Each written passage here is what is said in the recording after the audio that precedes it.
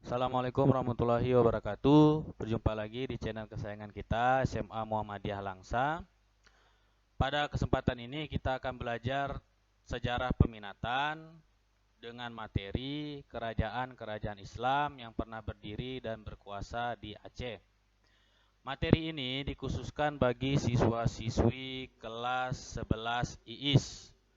Oke, untuk lebih mempersingkat waktu, langsung saja kita kepada pembahasan materi.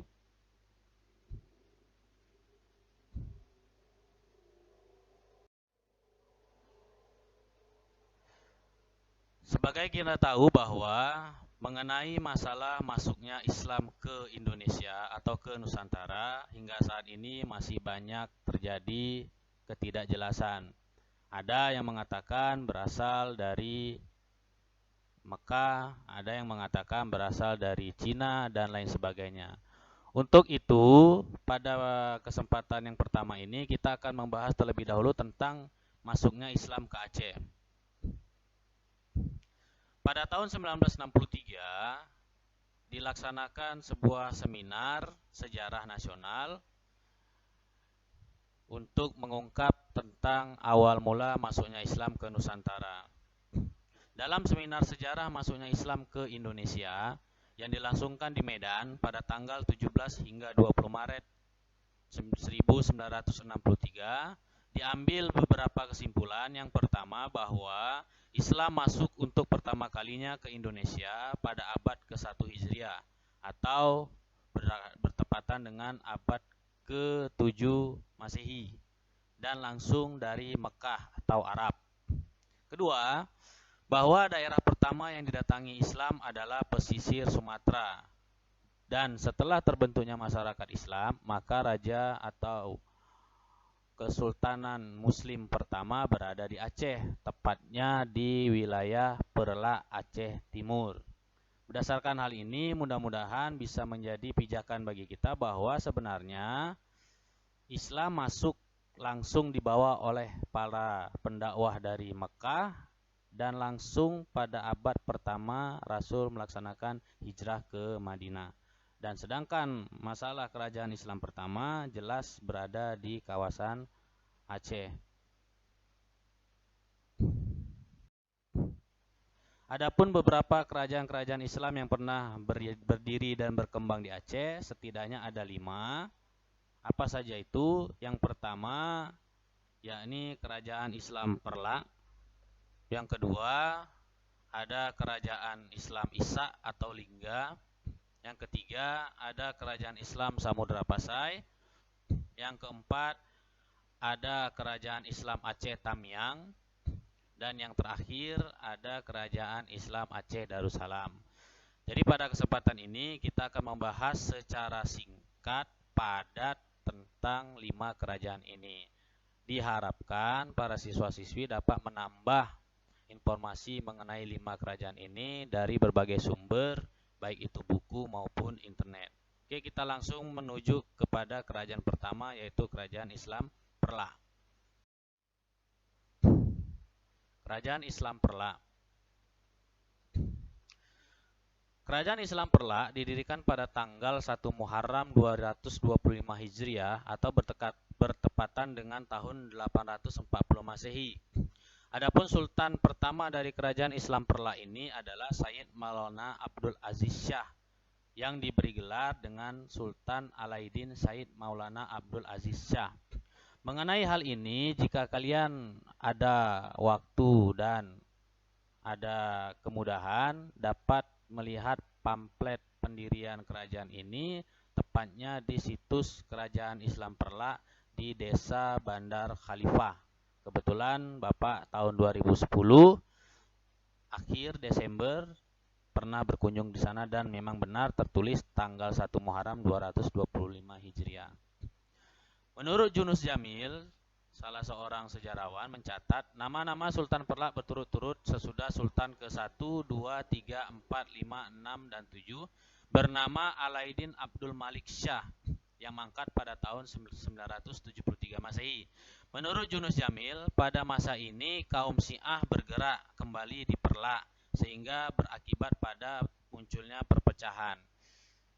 Akibat perpecahan itu kemudian kerajaan Perlak terbagi menjadi dua, yaitu Perlak di Baroh dan Perlak di Tunong. Mengenai peristiwa ini akan kita bahas pada tampilan selanjutnya.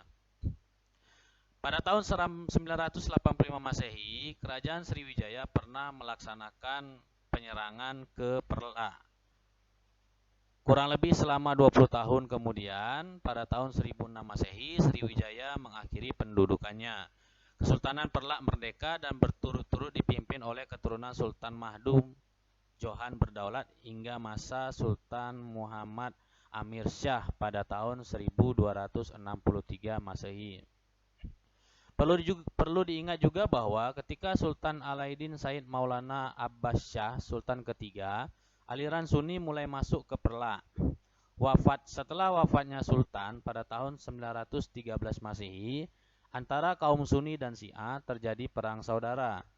Sehingga selama 2 tahun di Kerajaan Perlak tidak ada Sultan. Kaum Syiah pada masa itu memenangkan perang tepat pada tahun 915 Masehi. Sultan Alauddin Said Maulana Ali Mughayat Shah dari aliran Syiah naik tahta. Pada akhir masa kepemimpinannya kembali terjadi perang antara kaum Sunni dan Syiah. Namun pada kali ini kaum Sunni yang memperoleh kemenangan, sehingga pada tahun 956 Masehi terjadi kembali perpecahan yang berakibat terpecahnya kerajaan menjadi dua seperti yang di awal tadi, yaitu Perlak di Baroh dan Perlak di Tunong.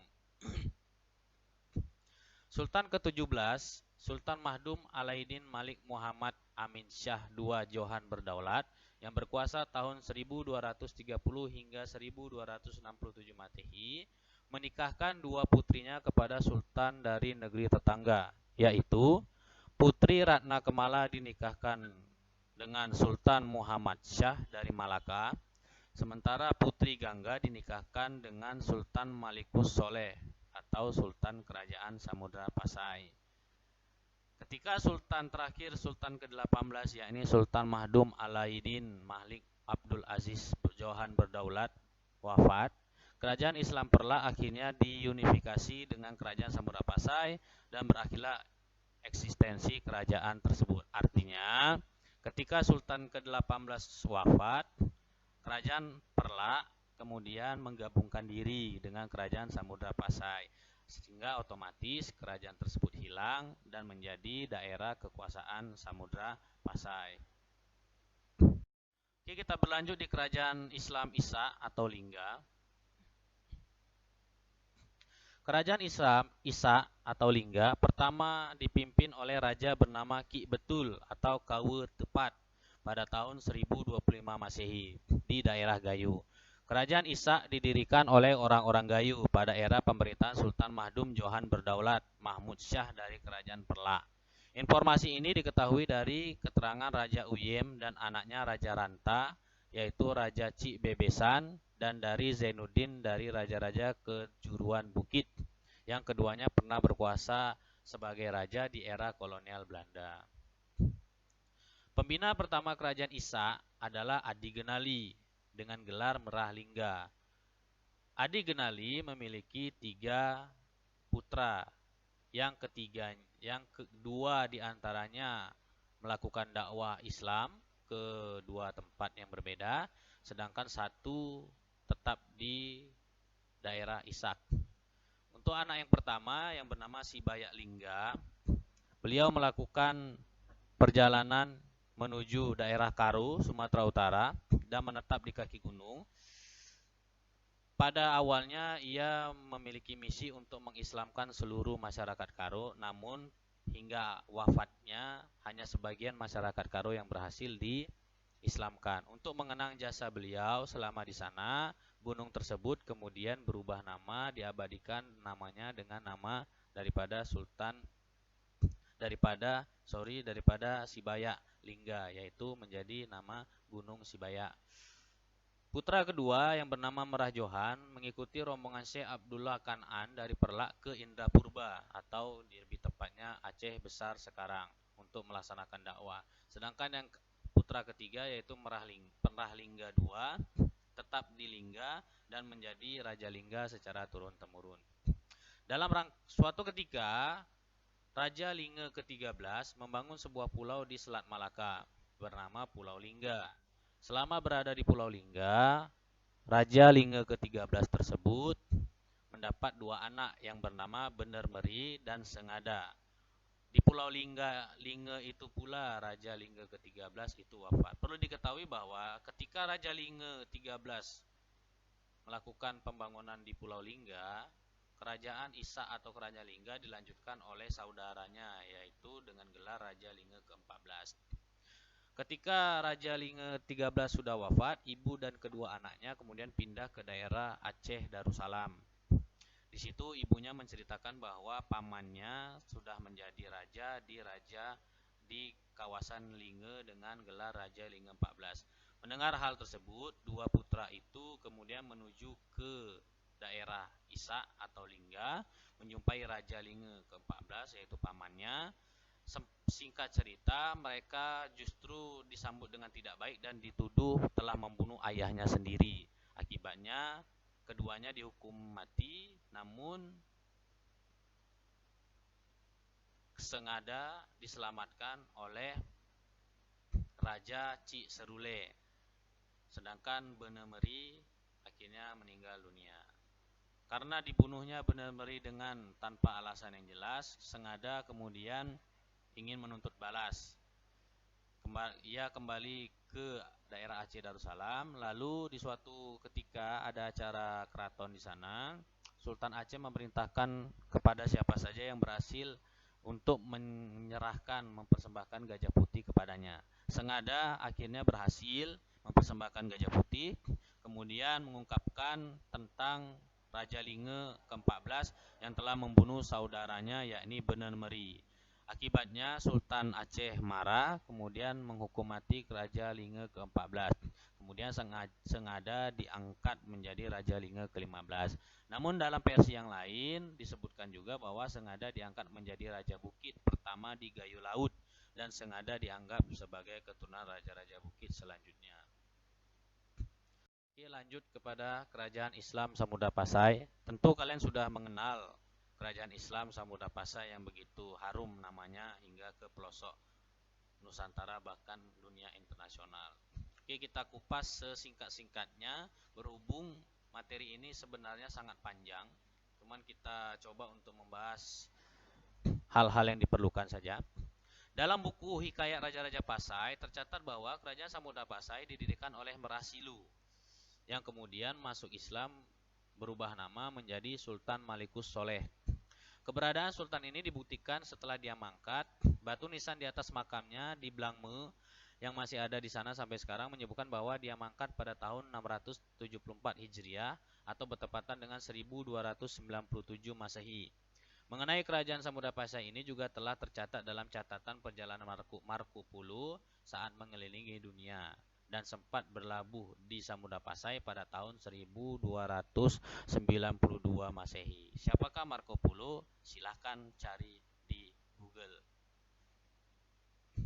Dalam pembahasan singkatnya, pada awalnya sebenarnya Kerajaan Samudra Pasai ini terdiri dari dua kerajaan yang berbeda, yaitu Kerajaan Samudra dan Kerajaan Pasai. Merasilu atau Sultan Malikus Soleh memiliki anak yang bernama Sultan Malikus Tahir. Kemudian Sultan Malikus Tahir akhirnya wafat dan berakibat kepada kekosongan kekuasaan di dua kerajaan tersebut. Maka kemudian ayahnya Sultan Malikus Soleh mengambil alih kekuasaan, sementara anak dari Sultan Malikus Tahir yang masih kecil-kecil yaitu Sultan Mansur dan Sultan Mahmud akhirnya diserahkan kepada guru-guru untuk dididik mempersiapkan diri menjadi seorang raja. Sultan Mahmud diserahkan kepada Said Ali Giyatuddin, sedangkan Sultan Mansur diserahkan kepada Said Asmayuddin. Ketika Sultan Malikus Soleh mangkat, negeri ditimpa aib. Sultan Mahmud dan Sultan Mansur terlibat pertikaian. Pasalnya, Sultan Mansur menyukai istri dari saudara sendiri yaitu Sultan Mahmud. Akhirnya Mansur dijatuhi hukuman oleh Mahmud. Akibat meninggal dunianya Mansur, baik Pasai maupun wilayah Samudra kemudian dikuasai penuh oleh Sultan Malikum Mahmud. Itulah awal mengapa kemudian dua kerajaan itu bergabung menjadi satu dengan nama Kerajaan Islam Samudra Pasai. Kerajaan Samudra Pasai memiliki kekuatan maritim yang kuat, sehingga pelabuhannya menjadi pelabuhan transitu perdagangan internasional. Artinya, pedagang-pedagang dari Eropa, dari Asia Tenggara, dari Jazirah Arab, seluruhnya ketika ingin melakukan penjelajahan samudra tentu bersinggah waktu di pelabuhan Pasai, Samudra Pasai, sehingga membangkitkan semangat perekonomian di sana. Hubungan internasional juga gencar dilakukan, salah satunya dengan negeri Tiongkok. Beberapa utusan dari Tiongkok telah pernah berkunjung. Salah satu yang paling kita kenal bernama Laksamana Cheng Ho yang berkunjung pada tahun 1405 Masehi. Pasca lawatan Laksamana Cheng Ho, tanda-tanda kemunduran dari kerajaan Samudra Pasai kian terasa. Setelah Abu Zaid Malikus Tahir mangkat, dua orang putranya saling berebut kekuasaan. Mengenai berakhirnya kerajaan Samudra Pasai tidak begitu jelas didokumentasikan oleh para sejarawan. Pada prinsipnya, kerajaan Samudra Pasai terus berdiri hingga Portugis sampai ke Nusantara. Oke, kita berlanjut ke kerajaan Islam Aceh Tamiang. Berdasarkan legenda sejarah bahwa Raja Tamiang pertama bernama Tan Penok, yang konon ceritanya memungut anak dari rumpun bambu dan diberi nama Pucuk Suluh. Kemudian setelah dewasa diangkat menjadi raja di Tamiang. Namun karena melihat bekas-bekas kuburan Tamiang kuno yang telah dipercaya oleh suku perkauman Tamiang bahwa kerajaan Tamiang didirikan dan dimulai pertama kali dari Raja Pucuk Suluh mulai tahun 1190 hingga 1256 Masehi. Data sejarah menyebutkan bahwa nama Tamiang berasal dari dua kata, yaitu itam yang berarti hitam dan mieng yang berarti pipi. Sebutan ini dikarenakan ada seorang raja dari Tamiang mempunyai tanda hitam di pipinya. Ada pula versi lain menyebutkan nama Tamiang diambil dari sebuah pulau di Kepulauan Riau, tempat asal leluhur orang-orang Tamiang. Kerajaan Aceh Tamiang pernah mencapai masa kejayaannya pada masa pemerintahan Raja Muda Sedia yang berkuasa pada tahun 1330 sampai 1336 Masehi. Sejak tahun 1330 Masehi, Islam dimasukkan ke Tamiang oleh Sultan Mahmud Malikuz Zahir dari Pasai. Sebelum Islam masuk, perkauman Tamiang masih memeluk agama paganisme. Pada tahun 1377 Masehi, di bawah pimpinan Patih Nala, angkatan perang Majapahit dari Pulau Jawa menduduki Pulau Kampang di Selat Malaka. Kemudian beliau mengirim utusan kepada Raja Muda Sedia untuk meminta raja menyerahkan putrinya, yaitu Putri Lindung Bulan, untuk dipersunting oleh Raja Hayam Wuruk. Berdasarkan hal tersebut, besar kemungkinan yang disebut dengan Patih Nala di sini adalah Mahapati Gajah Mada yang menjadi patih terkenal pada masa Hayam Wuruk. Lanjut, Raja Muda Sedia menolak dan akhirnya terjadi peperangan antara Kerajaan Majapahit dan Kerajaan Islam Tamiang. Pada pertempuran ini, Tamiang berhasil mengalahkan Majapahit dengan bantuan dari Kerajaan Perla dan Kerajaan Samudra Pasai. Pada akhirnya, Kerajaan Majapahit mengalami kekalahan dan mundur dari Tamiang. Setelah itu, Kerajaan Tamiang dipecah menjadi 3 kerajaan, yaitu Kerajaan Kuala Penaga, Kerajaan Karang, dan Kerajaan Indra. Itulah singkat dari kisah Kerajaan Islam Aceh Tamiang. Bahwa di Tamiang sebenarnya ada pernah berdiri kerajaan Islam, dan perlu diketahui bahwa masyarakat Tamiang sebenarnya bukanlah suku Aceh, melainkan mereka asli dari tanah Melayu, yaitu Kepulauan Riau. Oke, kita lanjut ke kerajaan terakhir dan yang paling besar atau fenomenal, yaitu Kerajaan Islam Aceh Darussalam. Mungkin ketika kita mendengar Kerajaan Islam Aceh Darussalam, terngiang kepada kita bernama seperti Iskandar Muda, Ratu Sapiatuddin, Masjid Raya Baitur Rahman dan lain sebagainya. Karena mengenai Islam Aceh Darussalam ini tidak terlepas dari hal-hal tersebut. Oke, coba kita kupas sesingkat-singkatnya tentang Kerajaan Islam Aceh Darussalam ini. Pada abad ke-17 Masehi, kerajaan ini sempat dinobatkan sebagai kerajaan urutan kelima kerajaan Islam terbesar di dunia. Artinya, pada masa itu dipimpin oleh Sultan Iskandar Muda, dan kerajaan Aceh Darussalam ini memiliki kekuasaan yang luar biasa besar dan luas, sehingga menjadikan mereka sebagai salah satu 5 kerajaan Islam terbesar di dunia ketika itu. Namun yang kita bahas di sini yang adalah tentang asal-usul kerajaan Islam Aceh Darussalam ini sendiri. Singkatnya, kerajaan Aceh Darussalam pada awalnya adalah 2 kerajaan, yaitu Kerajaan Lamuri dan Kerajaan Aceh. Kerajaan Lamuri dipimpin oleh Sultan Munawar Syah, sementara Kerajaan Aceh dipimpin oleh Sultan Inayat Syah. Singkat cerita, Sultan Munawar Syah berkeinginan untuk menguasai Kerajaan Aceh juga, sehingga dia berinisiatif untuk menikahkan putranya yaitu Sultan Syamsyah dengan putri dari Sultan Inayat Syah, dan berhasil. Oleh kemudian Sultan Syamsyah tersebut menguasai juga istana Aceh, kerajaan Aceh. Untuk memperkuat posisinya, kemudian Sultan Syamsyah menikahkan lagi anaknya bernama Sultan Ali Mughayat Syah dengan anak dari Sultan Inayat Syah, sehingga semakin kuat posisi keluarga Munawar Syah, dan akhirnya Sultan Ali Mughayat Syah berhasil mendirikan kerajaan Islam Aceh Darussalam, gabungan dari Kerajaan Lamuri dan Kerajaan Aceh. Sejak itulah Sultan Ali Mughayat Syah dianggap sebagai Sultan pertama Aceh. Sejarah dari Kerajaan Islam Aceh Darussalam sangatlah panjang, namun kita berfokus pada 2 hal saja, yaitu masa kejayaan dan masa kemunduran. Masa kejayaannya didapat pada masa pemerintahan Sultan Iskandar Muda yang berkuasa dari tahun 1607 Masehi hingga 1636 Masehi.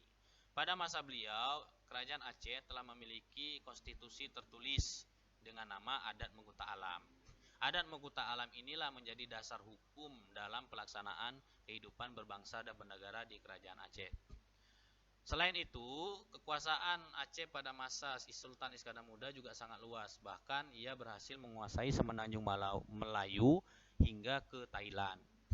Kerajaan Darussalam terus juga bergaul dengan beberapa negara tetangga dan negara Eropa seperti Turki Utsmani, Inggris, Belanda, dan Prancis. Maka tidak mengherankan jika antara Aceh dan Turki sangat erat kaitannya, karena sudah berhubungan sudah sejak lama.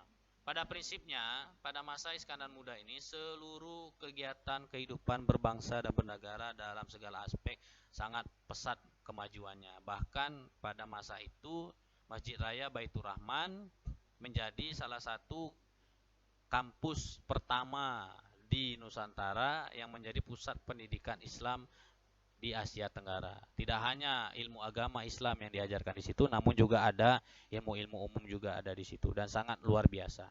Itulah masa-masa sekelumit masa kejayaan Sultan Iskandar Muda. Untuk lebih jelasnya bisa kalian cari di berbagai sumber, internet, YouTube, dan lain sebagainya. Seberapa besar kekuasaan Aceh pada masa Iskandar Muda. Oke, kita lanjut ke masalah kemundurannya. Intinya, sejak Aceh dipimpin oleh ratu atau raja perempuan, dimulai dari Raja Ratu Sapiatuddin, kemudian Nakiatuddin, Zakiatuddin, dan Kamalat Syah, situasi kerajaan Aceh semakin melemah. Pertikaian, fitnah, dan lain sebagainya semakin besar, sehingga Ratu Kamalat Syah dan saudari-saudarinya yang terdahulu akhirnya dijatuhkan kekuasaannya dan diambil alih. Mengenai asal-usul 4 ratu ini, singkatnya, Sultan Iskandar Muda tidak memiliki anak. Kemudian ia mengangkat anak dari negeri Malaysia, yaitu bernama Sultan Iskandar Sani. Kemudian Sultan Iskandar Sani menikah dengan Sultan Iskandar Muda tidak memiliki anak laki-laki. Kemudian ia mengangkat anak angkat dari tanah Malaysia yang bernama Sultan Iskandar Sani. Sultan Iskandar Sani kemudian dinikahkan dengan anaknya yaitu Sri Ratu Sapiatuddin Tajul Alam. Dan dari situlah kemudian Iskandar Sani dan Sri Ratu Sapiatuddin tidak memiliki anak. Meninggal Iskandar Sani, kemudian kekuasaan jatuh ke tangan istrinya itu Ratu Sapiatuddin dan seterusnya sangga Ratu ke Malaysia.